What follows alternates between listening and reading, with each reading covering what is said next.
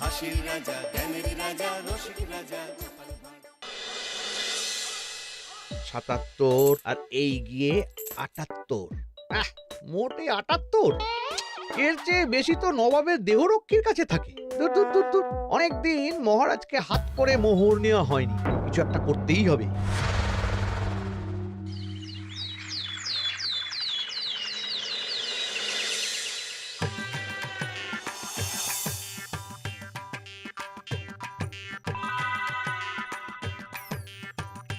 কই গো, কিছু কি ঠিক করলে?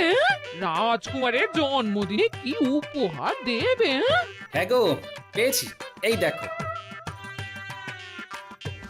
উমা, এই যে তোমার ছোটবেলা সোনার আংটিখানা। হ্যাঁ গিন্নি, ঠিক ধরেছ। যেটুকু যা গয়না ছিল সবই তো দেওয়া হয়ে গেছে, নহে বিক্রি হয়েছে। আর তো কাউকে কিছু দেওয়ার নেই, তাই ভাবলাম এটাই উপহারে দিই।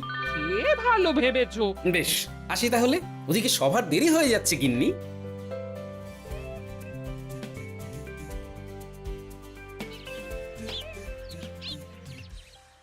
আচ্ছা শোনো, একটা কথা বলতে ভুলে গেছিলাম, আজ একটু তাড়াতাড়ি বাড়ি এসো।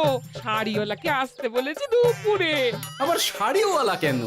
আরে তুমি ভুলে গেলে, সামনে আমার বোনদির বিয়ে, তার জন্য নতুন শাড়ি লাগবে না গো। একমাত্র বড় মাসির মেয়ে বলে কথা। বুঝলাম, তো ওই একটা শাড়ির জন্য আবার আমাকে থাকতে হবে? 3টে শাড়ি উপহারের পাশাপাশি আমারও একটা শাড়ি চাই। হ্যাঁ আচ্ছা, তুমি নতুন শাড়ি নিয়ে কি করবে বলো তো? বিয়েটা তো তোমার বংশীর। বলি, সারাটা জীবন তো এই এক কাপড়ই কাটিয়ে দিলাম, কি দিয়েছো তুমি আমায়? কেন, এই নিজেকে? আমার মতো স্বামী আর কোথাও পাবে? ও সব মন ভুলানো কথায় আর চিড়ে ভিজবে না, তাড়াতাড়ি আসবে বলে দিলাম। হ্যাঁ অগত্যা।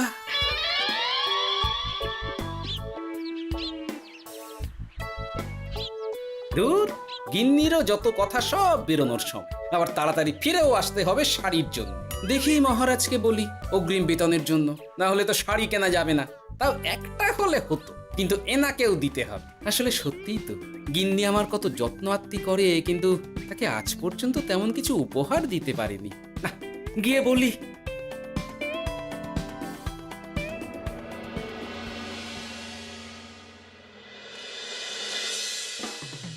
রাজকুমারের জন্মদিন উপলক্ষে যে আপনারা এত উপহার এনেছেন তার জন্য অনেক ধন্যবাদ। আপনাদের সকলের আশীর্বাদ ও ভালোবাসা আমি রাজকুমারের কাছে পৌঁছে দেব। এ আর এমন কি মহারাজ, জানেনই তো রাজকুমার আমাদের সকলের কাছে কত প্রিয়। ঠিক ঠিক। কিন্তু আমি অবাক হচ্ছি, আপনার প্রিয় গোপাল জন্মদিন ভুলে গেছে দেখে। এখনো পর্যন্ত তার কোনো পাত্তাই নেই। হ্যাঁ তাই তো, গোপাল আসেনি কেন? এসে গেছি মহারাজ। তা বলি, এসে তো উদ্ধার করে দিয়েছো। আজ রাজকুমারের জন্মদিন, সে কথা কি মাথায় আছে? ক্ষমা করবেন মহারাজ, আসলে ওই রাজকুমারের উপহার আর গিন্নির আবদার এসবের জন্যই আমার দেরি হয়ে গেল আর কি। এই নিন রানীমা, আমার তরফ থেকে রাজকুমারের জন্য ছোট্ট উপহার। অনেক অনেক ধন্যবাদ গোপাল। তবে মহারাজ, আমারও একটা অনুরোধ ছিল। কি? আমাকে যদি অগ্রিম বেতন হিসাবে কিছু মোহর দেন, তাই নিয়ে আমাকে একটু তাড়াতাড়ি বাড়ি ফিরতে হবে। উনি বলবেন আর ওনাকে দিতে হবে, মামা বাড়ির আবদার। যেটা জানেন না তার মাঝে এত কথা বলেন কেন? হ্যাঁ, আসলে মহারাজ, আমার গিন্নির বোনের মেয়ের বিয়ে সামনে, তাই গিন্নি আবদার করেছে ওই নতুন শাড়ি কেনার জন্য। জানেনই তো বিয়ে বাড়ির কত খরচা, তাই। এ তো খুব ভালো কথা, কিন্তু অগ্রিম বেতন কেন? এমন একটা ভালো খবর দিলে আমার তরফ থেকে তোমার জন্য কিছু মোহর উপহার। এই না, ধন্য মা আপনি, আপনার মতো মা থাকতে সত্যি ছেলের কোনো চিন্তা থাকে না রানীমা। ইস, বেটা আবার সুযোগ বুঝে মোহর পেল। কেন যে আমার এমন হয় না। এবার তাহলে আসি মহারাজ, গিন্নি ওদিকে অপেক্ষা করছে। হ্যাঁ হ্যাঁ, যাও যাও, আজ তাহলে সভা এখানেই শেষ করলাম। মহারাজ, আপনার সাথে আমার একান্তে কিছু কথা আছে। আমি অন্দরমহলে গেলাম। রানীমার আবার হঠাৎ কি হলো, ব্যাপারটা দেখতে হচ্ছে।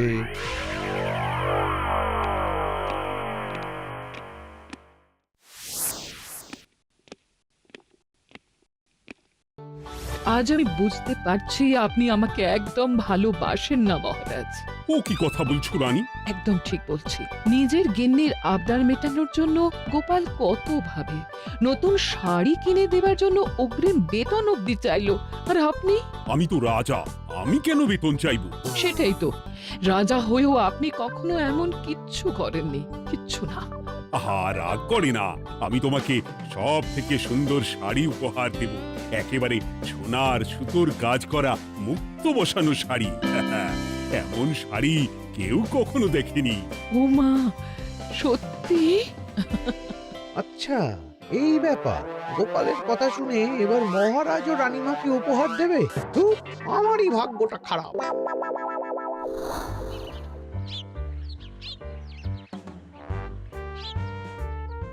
হাজার চেষ্টা করেও গোপালকে আটকানো যায় না। দূর দূর দূর, আমি যা চেয়েছিলাম তা ওই গোপাল পেয়ে গেল। ও কি গো, তুমি কার সাথে কথা বলছো? দুর্ভাগ্যর সাথে। কি সব অলক্ষণে কথা? কি হয়েছে? কি আর হবে, সবই তো তোমার দোষ। আমার দোষ? হ্যাঁ, তুমি আমার কাছে বায়না করো না কেন কিছু? তুমি বায়না করনি বলেই আজ আমি রানীমার কাছ থেকে মোহর পেলাম না, কিন্তু গোপাল পেয়ে গেল। এবার বুঝলাম। ঠিক আছে, এখন তাহলে বায়না করছি, তুমি কাল গিয়ে সেটা রানীমাকে জানাবে, ঠিক আছে? হ্যাঁ, করো করো করো, বায়না করো, বায়না করো। কি চাই, কি চাই, কি চাই? পেয়েছি। তুমি রানীমাকে গিয়ে বলবে যে আমার একটা সোনার হার চাই। এই না হলে আমার বউ। দারুণ চাল চেলেছো।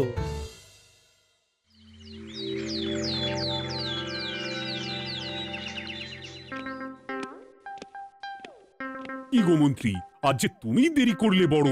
আগে মহারাজ, আমাকে সময় নিয়ে শোনাতে শোনাতে মন্ত্রীমশাইয়ের মনে হয় নিজেরই সময় জ্ঞান খারাপ হয়ে গেছে। তুমি থামো তো মহারাজ, আমারও খুব বড় একটা বিপদ হয়ে গেছে। একমাত্র রানীমাই আমাকে বাঁচাতে পারবেন। আমাকে একটু ওনার সাথে দেখা করার অনুমতি দিন মহারাজ। কিন্তু তোমাদের রানীমা তো এখানে নেই। আসলে জানোই তো যে কুমার অনেক দূরে থাকে, তাই গতকাল রাতেই রওনা দিয়েছে। সে কি, রানীমা নেই? এবার কি হবে আমার? কেন কেন কেন, কি হয়েছে? আসলে মহারাজ, আমার বউ আমার কাছে সোনার হার গড়িয়ে দেওয়ার বায়না করেছে, তাই আমার। বুঝেছি বুঝেছি, চুপ করো তুমি। এখন তোমাকে মোহর দিতে পারবো না। কেন মহারাজ? পরের মাসে দিতে পারবো। আসলে তোমাদের রানীমাকে সোনার সুতো দিয়ে কাজ করা এক শাড়ি উপহার করেছি সদ্য, যার জন্য অনেক খরচ হয়ে গেছে। তাহলে আমার সোনার হার পরের মাসে গড়িয়ে দিও। এটা তো ঠিক না। গোপাল আপনার প্রিয় বলে যখন যা চায় তখনই সাথে সাথেই পেয়ে যায়, আর আমার বেলায় এমন। এমন কোনো ব্যাপার নয় মন্ত্রী। মহারাজ, আপনি বরং আমাকে দেওয়া মোহরগুলো আমার অগ্রিম বেতন হিসেবে ধরুন, না হলে মন্ত্রীমশাই এমন অভিযোগ বারবার করবেন।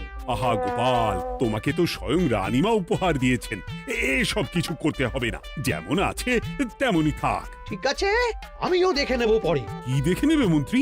না না, ও কিছু না মহারাজ, পরেই দেখে হার গড়ানোর কথা বলছি। না, মন্ত্রীর হাবভাব মোটেই ঠিক ভালো লাগছে না। বেটা মনে মনে নিশ্চয়ই কোনো ফন্দি আটছে আমার বিরুদ্ধে। কিছু একটা করতেই হবে। গোপালের ওই মোহর উপহার পাওয়াটা আমি কিছুতেই মেনে নিতে পারছি না। একটু মাথা খাটাই, একটু মাথা খাটাই। উপায় পেয়েছি। আমাকে এখনই নবাবের কাছে গিয়ে মহারাজের নামে বলতে হবে।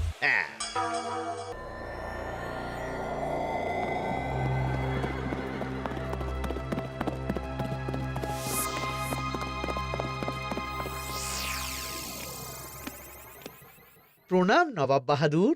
আরে এদের কৃষ্ণনগরের রাজা কৃষ্ণচন্দ্রের মন্ত্রী, তো হঠাৎ এখানেই কেন?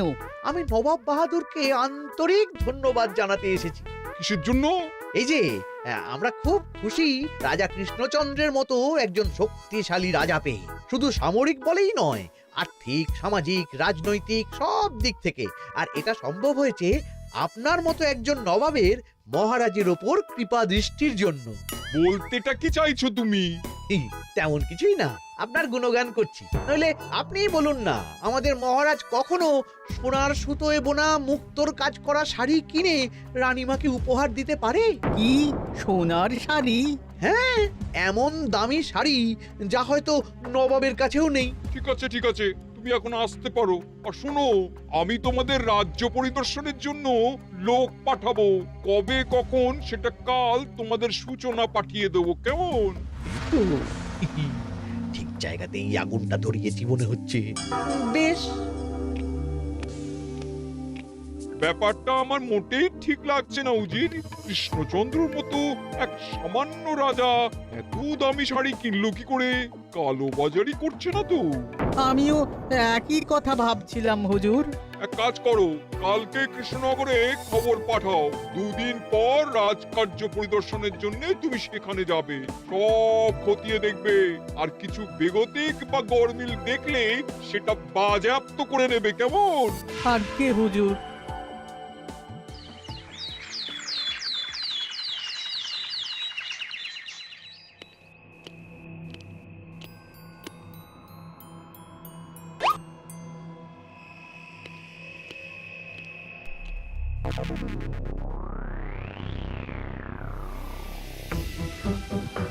কি হয়েছে মহারাজ? কার চিঠি?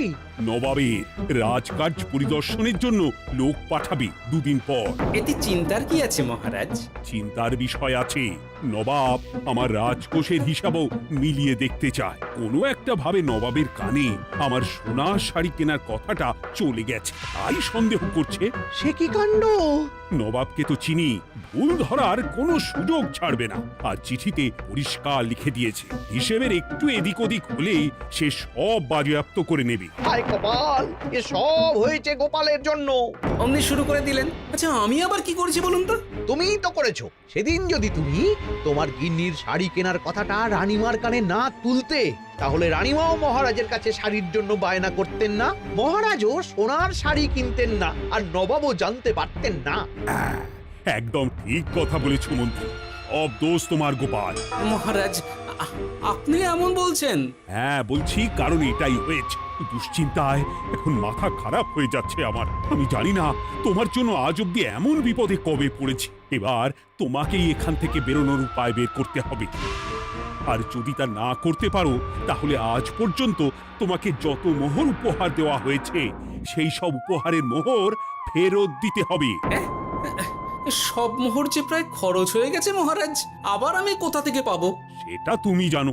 এইবার গোপাল ভালো মতো জব্দ হয়েছে। এ যে লঘু পাপে গুরুদণ্ড। গোপাল পড়ল ফাঁদে। এমন দেখে মন্ত্রী হাসে আর আমার মনটা কাঁদে।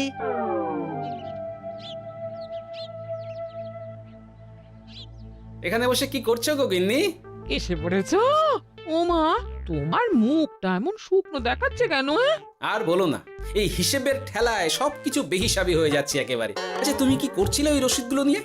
দেখে হিসেব করছিলাম এই মাসে অনেক খরচ হয়েছে কিনা, সেই বুঝে পরের দিনগুলো চালাতে হবে গো। কি বলে? রসিদ দেখে হিসেব কষা? রি, এটা তোমার মাথাতেই আসেনি। ধন্যবাদ গিন্নি, আরো একবার তোমার জন্য এই যাত্রায় আমি বেঁচে যাব মনে হচ্ছে। বেঁচে যাবে কেন? কি হয়েছে? আচ্ছা, আমাকে আবার একটু রাজপ্রাসাদে যেতে হবে। আমি এলাম গিন্নি। কি যে বলে লোকটা, কিছুই বুঝতে পারি না।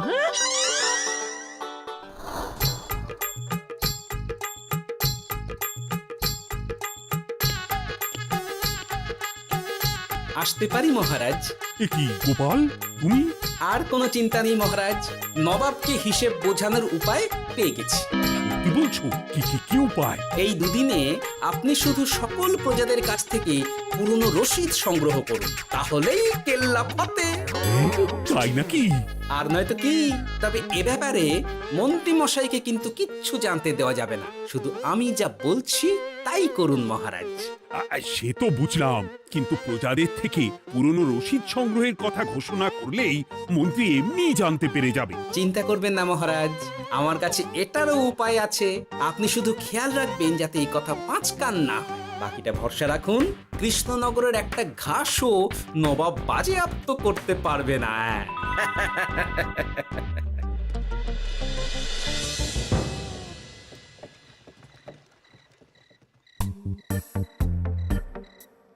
গোপাল দাদু, আমরা সব চলে এসেছি। ভালো সময় এসেছিস। তোদের দাদুর ভবিষ্যৎ এখন তোদেরই হাতে। এমন করে বলছো কেন দাদু? আমরা থাকতে তোমার কিচ্ছু হবে না, শুধু বলো না কি করতে হবে। জানি তো, তোদের যেটা করতে হবে সেটা হলো সবার বাড়ি বাড়ি গিয়ে পুরনো রসিদ সংগ্রহ করতে হবে। এই ব্যাপার, এটা এমন কি? কিন্তু কেউ যদি জিজ্ঞাসা করে কেন চাইছি, তখন বলবি যে ওই গোপাল দাদু ওই টোঙা বানাবে বলে পুরনো কাগজ চাইছে। আচ্ছা, আমরা এক্ষুনি নিয়ে আসছি। যাক, প্রথম ধাপ হয়ে গেল, এবার পরের ধাপের প্রস্তুতি। যাই, একবার বরং বিজ্ঞানীর কাছ থেকে ঘুরে আসি। বিজ্ঞানী, ও বিজ্ঞানী, বাড়ি আছো? আরে গোপাল যে, এসো এসো ভেতরে এসো। বলো, তোমাকে কিভাবে সাহায্য করতে পারি? তোমার কাছে কালি মোছা যায় এমন কোনো কিছু আছে? কালি মোছার জিনিস? হ্যাঁ, একটা তরল রাসায়নিক পদার্থ আছে যেটা সব ধরনের কালি তুলে ফেলে। দাঁড়াও দিচ্ছি। অনেক ধন্যবাদ বিজ্ঞানী।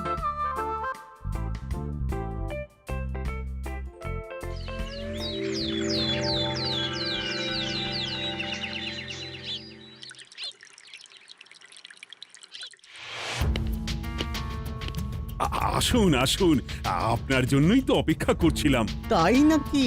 এতটা পথ উনি এসেছেন, আগে ওনার জন্য শরবত ও মিষ্টির ব্যবস্থা করি।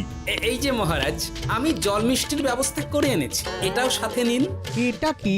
কেন, হিসেব ভোলা ময়রা পাঠিয়েছে এই মিষ্টি ও শরবতের দাম।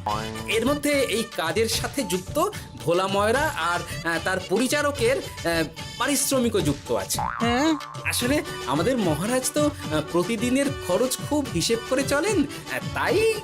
ও, আমি একটু বসবো? নিশ্চয়ই, ওই তো ওদিকে বসার জায়গা। আপনি কি হাওয়া খাবেন উজির সাহেব? তাহলে রশিদে ওটাও যুক্ত করব। মশকরা হচ্ছে? আহা, রেগে যাচ্ছেন কেন? আপনার সাথে মশকরা করার মতো স্পর্ধা আমার নেই উজির সাহেব। আসলে মাসের শেষ তো, তাই একটু বেশি হিসেবে চলতে হচ্ছে আর কি। আমাকে হিসেব দেখাচ্ছ? আর রাজা কৃষ্ণচন্দ্র যে সোনার সুতোয় বোনা শাড়ি কিনতে পারলো, সেটার হিসেব কোথায়? একটা সামান্য রাজা এত অর্থ পায় কোথা থেকে? এ আবার কেমন কথা? মহারাজ যা কিনেছেন সেটা তো তার জমানো অর্থ দিয়েই কেনা। আমি বিপথে কোনো কাজ করি না। সেটা তো রাজকোষের হিসেব দেখলেই বোঝা যাবে। শুনে রাখো গোপাল, একটুও যদি হিসেব এদিক ওদিক দেখি না, তাহলে সব বাজেয়াপ্ত করে দেব। কোনো চালাকি নয়, কোনো চালাকি নয়। বেশ, তবে করুন হিসেব। আমাদের কাছে কিন্তু সব কিছুর রসিদ আছে। কই গো, আনো সব, আনো আনো।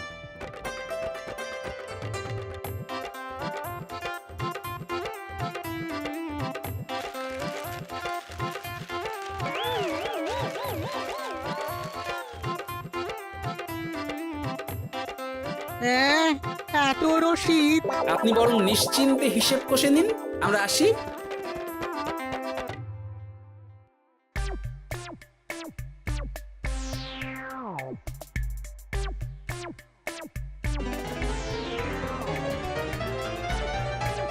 বাবারে, এত হিসেব কষে কষে তো মাথা ঝিমঝিম করছে, খিদেতেও পেট চুই চুই করছে।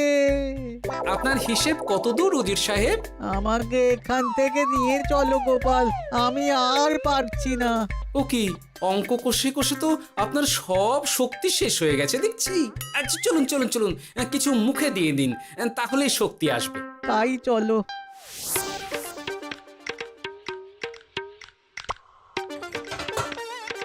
নিন, এটা হলো দুপুরের খাবার, আনাজ মশলা এমনকি রান্নার ঠাকুরেরও পারিশ্রমিকের হিসেব। এবার আমি পাগল হয়ে যাব। আমি আর কোনো হিসেব দেখতে চাই না। সব সময় কি এত হিসেব নিয়ে চলা যায় নাকি? কি আর করা যাবে বলুন? হিসেবে না চললে আপনি তো মহারাজের উপার্জনের উপর সন্দেহ করবেন, আর বেশি খরচ হলেই সম্পত্তি বাজেয়াপ্ত করবেন। তাই বলে সব কিছুতেই হিসেব? কোনো একদিকে বেশি খরচ হলে বাকি দিকগুলো এভাবেই কম করে চলতে হয়। কি ঠিক বলিনি? আমি আমার ভুল বুঝতে পেরেছি গোপাল, এবার আমাকে রেহাই দাও। আসলে তোমাদের মন্ত্রী নবাবের কাছে গিয়ে তোমাদের রাজা নামে উস্কেছে। কি? মন্ত্রী এই রে খেয়েছে, এবার পালাতে হবে দেখছি। ঠিক জানতাম মোহরের জন্যই এত কিছু। তাই তো নবাব এমন করেছেন। বেশ, এবার আমি ফিরে গিয়ে নবাবকে সব জানিয়ে দিচ্ছি। সত্যি গোপাল, তোমার তুলনা হয় না। আর মন্ত্রী, আগে মহারাজ, তুমি যা করেছো তার কোনো ক্ষমা নেই। তোমার জন্যই আমার এত হয়রানি হয়েছে। ভুল হয়ে গেছে, আমাকে ক্ষমা করে দিন মহারাজ। গোপালের ওপরে হিংসে করে এমন করেছি, আর হবে না। একটা সুযোগ দিন মহারাজ। হ্যাঁ মহারাজ, সুযোগ দিয়েই দিন। বেশ, তবে তোমার শাস্তি হলো রানীমাকে আমি যে সোনা শাড়ি কিনে দিয়েছি সেটার পুরো দাম তোমাকে আমায় দিতে হবে।